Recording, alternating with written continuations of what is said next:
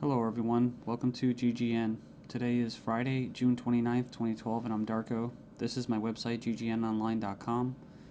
There's a poll up there, you can check on it and vote how long until a drone kills the first American on American soil. So far, the majority are saying within the next year, followed by the next 2 years. You can follow GGN with your email address, also on YouTube, ddarko2012 and ddarko2013. And if you'd like to help, you can donate right there. So, and there's also a little news archive there. So, I'm ready to go here, and we're going to cover the economy. And the biggest news, of course, is Obamacare approved.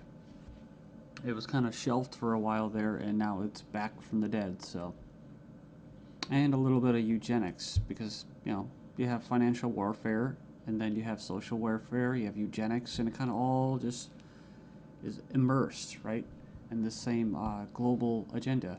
So it says here, Obamacare approved, IRS to force Americans to buy health insurance. It says it's a victory for Obama and a travesty for the middle class. The Supreme Court upheld Obama's health care mandate, empowers the IRS to begin to regulate America's health care by 2014. Expect IRS thugs armed with shotguns knocking at your door to fine you almost $700 a person or $2,000 per household for failure to purchase health insurance.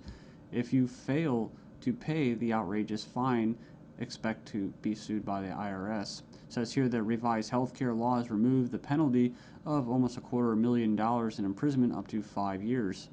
It says here this ruling allows the federal government to force citizens to enter a contract with private corporations to buy health insurance. This is happening just days before the 4th of July, when Americans won its independence from British tyranny, and now we face the same tyranny today. It says here by 2014, all Americans will have to submit or face being fined and sued by the Internal Revenue Service. The American people are already struggling financially with record unemployment, inflation, and trillions of dollars in national debt. By the time health insurance becomes mandatory, the middle class will be financially bankrupt. This is the reason why the military and police are preparing for martial law in the U.S. streets, says because people will revolt against the system that has basically turned people into financial slaves. So it says here that they're conditioning Americans with checkpoints and speed traps, army drones to spy on us. We're going to cover all this, rolling out the tanks and putting military goons on residential streets to prepare us for what is to come in the future. It says here the Bilderberg Group discussed in Spain about wanting to level America into a third world impoverished nation where we're all poor under world government dictatorship. It says here soon the Americans' standard of living will drop significantly, and it won't just be the standard of living, it will be their age of death, right? Their basically the average lifespan. It says here services will be cut. We're going to get into that too, death pathway and stuff like that. Taxes will be increased until we become so poor that we are unable to fight, and resistance will be futile. As Americans issue split decision on healthcare ruling, nearly 2/3 believe politics played too great a role. So it says Americans are sharply divided over Thursday's Supreme Court decision on the 2010 healthcare law, with 46% agreeing and 46% disagreeing with the High Court's ruling that the law is constitutional. Then you have from the Daily Bail, Obamacare complicated. Check out the flow chart. And yeah, there's our buddy, the IRS, right there. But it's just a god-awful mess. And you have Secretary of Health and Human Services in the middle. All these different vested interests, all these different bureaucracies. And the biggest invested interest that helped write the bill was the insurance companies. And they're the ones that are going to basically, how could you say, not profit. Well, they will profit, but they're going to get the best advantage from this, right? And if you would like an anarchist perspective on the whole Obamacare thing, I think Stefan Molyneux did a pretty good analysis of this. I think he held back a lot. I think he's gone over it and made his point so many times, his argument, that he was actually kind of just laid back about it. So it's kind of nice. It's 18 minutes, not too long. The truth about Obamacare, yes, it's even worse than you think. And right here in the description, he puts in there the 6 facts that he presents in his argument. So fact 1, there is no law in the U.S. anymore. Basically what he's saying is that if they could just do anything, then there's no law, right? And it's tricky because, in quote, in a stateless society, there would be what? No law. Well, there would still be common law. See, this isn't common law. This is political law. That's why you have pigs, political law enforcement, and the like that are going to be enforcing this, federal agents and that. So in other words, what he's saying is that you might as well just have no government, because right here you have a dictatorship with, quote, laws, right? They have laws that basically write in a dictatorship. So we have here Obamacare is an admission that all previous government health care programs have failed. So, and this is true. I remember the recording, about Nixon and stuff like that, getting people on Medicaid. It doesn't really matter whether it's good or not. And in fact, costs have already doubled from initial estimates, and that's usually how it works. As soon as this gets closer to fruition, oh yeah, some hidden costs. Sorry, guys. Fact 4, 70% plus of healthcare issues result from individual choice. So the thing about it, he's talking about smoking, drinking, eating basically a lot of bad food and stuff like that. You can actually help. But a lot of these people that are going to, quote, benefit from this are not going to be doing anything to help their own health, right? So it says here the inability to discriminate on pre-existing conditions is an essential driver of healthcare cost. So I think what he's saying there is it's not very free market. It says here that the fines for non-compliance are destined to rise enormously.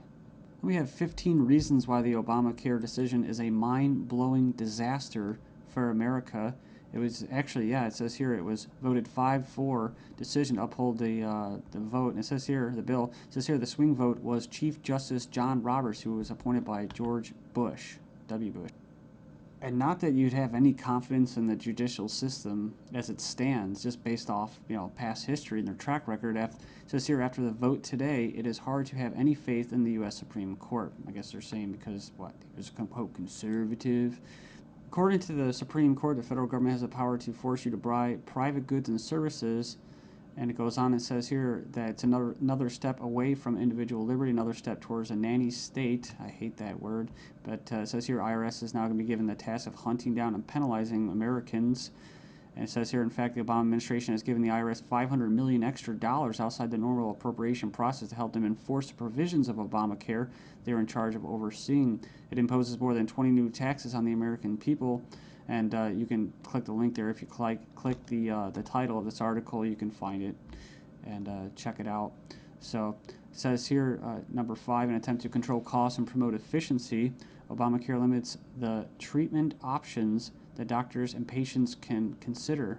In other words, the death pathway, right? The British system, this is likely to result in a decrease in life expectancy. That's what I was talking about in the United States in the beginning of this video. So yeah, it's going to send health insurance premiums soaring, especially for younger Americans. And, it's going to crush small businesses, as they say. And number 9, Obamacare is going to make the emerging doctor shortage in America a lot worse. So hundreds of thousands of doctors are leaving the medical profession because of this. It says here it's already forced the cancellation of dozens of doctor-owned hospitals.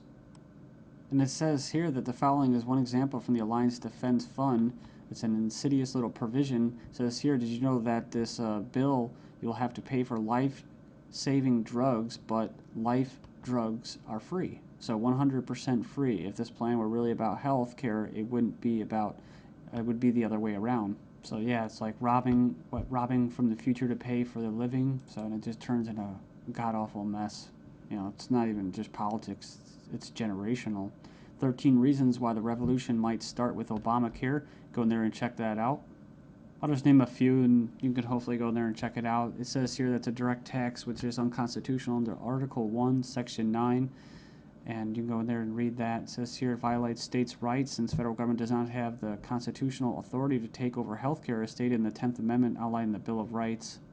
This mandate is involuntary servitude or slavery to big banks and insurance industries, neither slavery nor involuntary servitude except as punishment for a crime whereof the party shall be duly convicted. Basically, the 13th Amendment.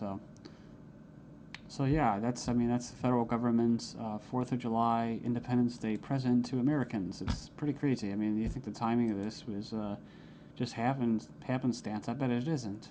Let's just show you. Just give you a big middle finger right in front of your face. Stagnating life expectancies in the United States. Poor U.S. citizens live 5 years less than the affluent, but they don't talk, what about the middle class, right? So despite modest gains in lifespan over the past century, the United States still trails many of the world countries when it comes to life expectancy. We remember this article, top doctors chilling claim the NHS kills off 130,000 elderly patients every year. It says here, a professor says doctors use death pathway to euthanasia of elderly. It says here that Liverpool Care Pathway, Death Path.